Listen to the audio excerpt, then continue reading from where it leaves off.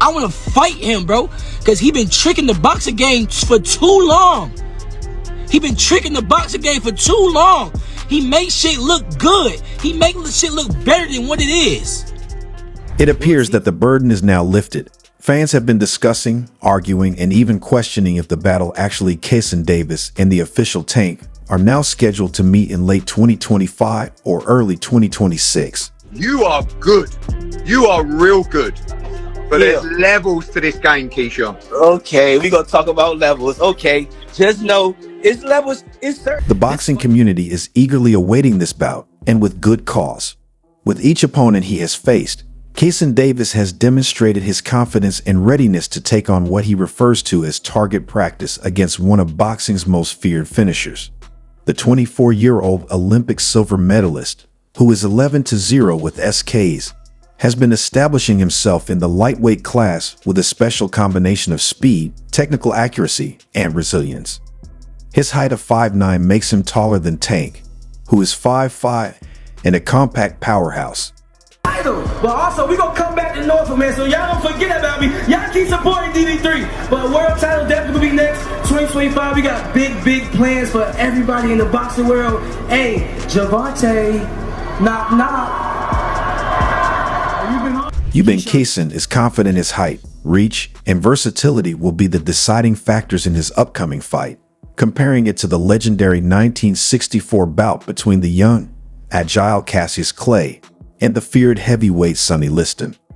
"My jabs are insane," Keyshawn boasted in a recent interview.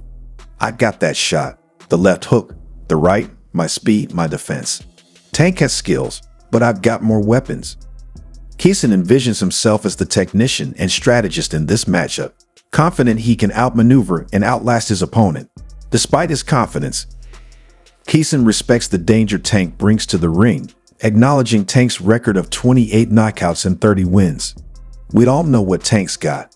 He's got that one-punch knockout power. Keyshawn admits he knows a single lapse could lead to disaster, but he firmly believes his arsenal and athleticism will keep him out of harm's way. To Keyshawn, Tank's power is formidable but limited, a single threat against his own wide-ranging skill set. While he remains cautious of Tank's knockout ability, Keyshawn is determined to use his full repertoire to stay in control and ultimately take the win. Looking out for his power. But when I started, when I was attacking and trying to set stuff up, he got good upper body movement and he got some good legs when he used them. So he surprised me with his defense. But it was a very technical fight. Technical sparring match. And I definitely learned that. Like I said, Keyshawn's ascent has been quite remarkable. He knows what's at risk, and his November 8th 2-in-a-row knockout of Gustavo Lamos is just another step on his route to greatness. A convincing performance against Lamos would almost guarantee his place among the top fighters in the lightweight class, advancing him one step closer to this ultimate objective of confronting and defeating Gervonta Davis. I don't need you, bro. If you want to fight me, send me a contract, but if you don't, I'm going to be just as popular fighting you or not fighting you. I'm going to make my money fighting you or not fighting you. So don't get it twisted like I'm chasing after you. I'm not chasing you, little dude, little dwarf, Oopa Loopa. Khan's journey in the ring hasn't been without its hurdles. Beyond his fight with Lemos, Keyshawn's recent bouts have seen him face immense pressure, especially against a relentless Mexican opponent who refused to back down. In those moments, Keyshawn had to dig deep, relying heavily on his defensive skills to regain control. That fight, in particular, evoked memories of his 2020 Olympic final against Cuba's Andy Cruz, a bout that tested not just his physical limits, but his mental fortitude. Through each of these challenges, Keyshawn has learned valuable lessons, refining his technique and boosting his self-belief. He now views every fight as a step closer to his ultimate showdown with Tank. Keyshawn's confidence in facing Tank is undeniable and even provocative. While some may find his audacity surprising, he believes he's earned the right to make bold statements. To Keyshawn, Tank is a brawler, a fighter who relies on sheer power rather than finesse. He sees Tank as someone who starts slow and has difficulty with taller, rangier opponents. Keyshawn is certain his movement, reach, and ability to maintain distance will frustrate Tank, pushing him to take risks that will open up opportunities for Keyshawn to counter. Tank has all the skills, all the ability, Keyshawn acknowledged, and I have real respect for him. But when people see me fight Tank, they'll see me landing my shots with precision. Keyshawn paints a picture of the fight where he's the matador and Tank is the bull charging forward, desperate for that one devastating punch. But Keyshawn has no intention of making it easy. He plans to move, jab, and slip, making Tank pay for every step forward. Boxing fans love a good analogy, and Keyshawn isn't shy about drawing one. He's ready to turn Tank's power against him. Made you want to fight Frank Martin. Tank, if you saying out your own mouth, Frank is ass, okay. According to him, he is the Cassius Clay of tanks. It's a strong comparison, but Keen's ring performances support his assertions that Sonny Liston, the younger, faster technician, will outwit and outmaneuver the heavier-handed powerhouse.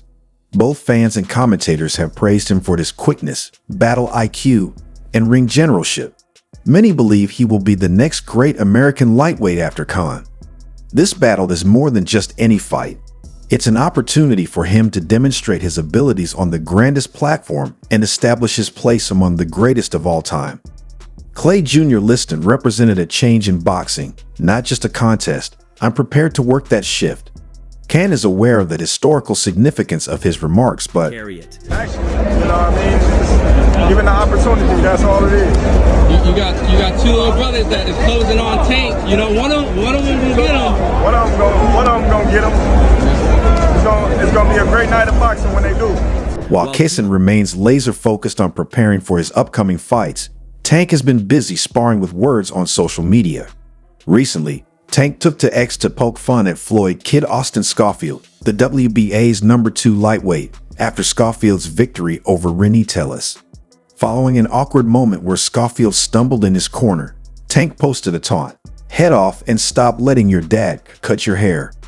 The jabs didn't stop there, with Tank adding fuel to the fire as the drama between the two continued to unfold. Schofield, unbothered, fired back with, "You can be next," signaling his own desire for a showdown with the unbeaten Tank. Fans have been enjoying the back and forth as Tank's public exchanges have kept the lightweight division buzzing. However, Keyshawn isn't interested in the sideshow antics. He's made it clear that his sole focus is on the fight itself. "I'm here to fight, not tweet," Keyshawn said. "Let Tank talk. When he's done, I'll be ready." The stage is set for a monumental moment in the lightweight division.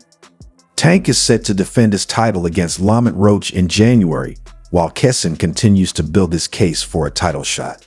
The timeline is shaping up for an epic clash between the two, with a potential showdown by late 2025 or early 2026.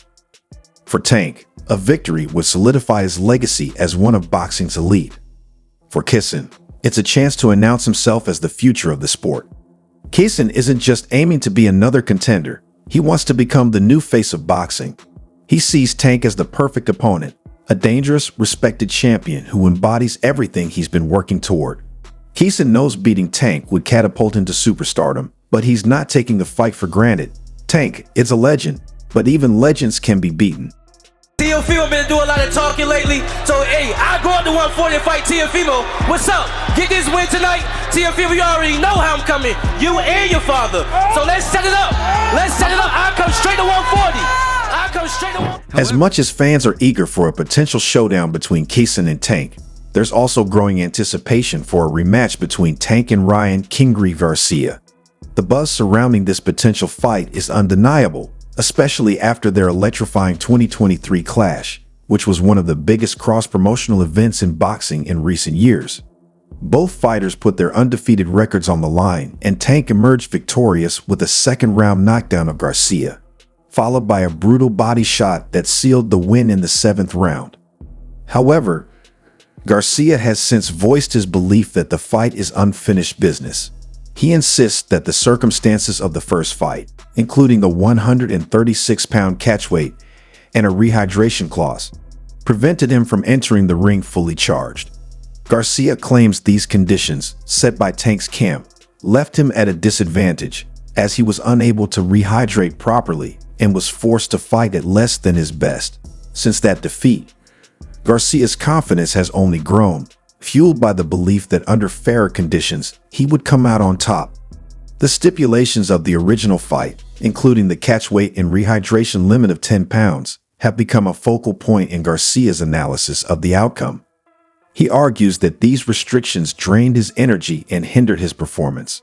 With the possibility of a rematch now in the air, Garcia feels that a second encounter, without those limitations, would give him a fair shot at victory.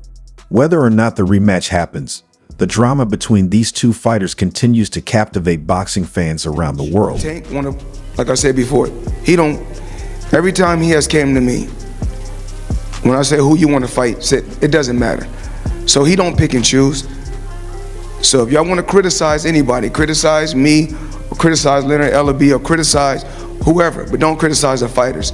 The fighter's job. Before the event ever happened, the former world champion voiced his own concerns about these provisions.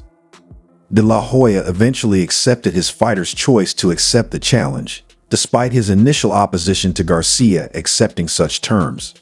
However, he recently discussed a rematch with surprising candor, asking, "Does Ryan defeat Tank if he doesn't have the rehydration clause? I'm not sure. I simply don't know. Tank is really talented. He is a..." The respect the Tank has gained within the boxing community is reflected in De La Hoya's remarks.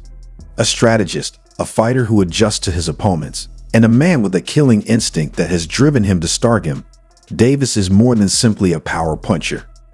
De La Hoya is aware of this, and even while he has faith in his boxer, he also understands the mountain Garcia faces because their match Tank has only strengthened Garcia's position.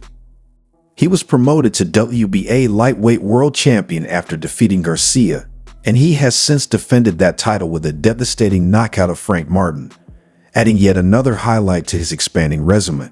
Tank will next take on Lamont Roach Jr. in December, and it is anticipated that he will display the same relentless intensity that has come to define him. Tank has never shied away from using his hands to make his point, but it hasn't prevented him from arguing verbally with possible opponents on the internet.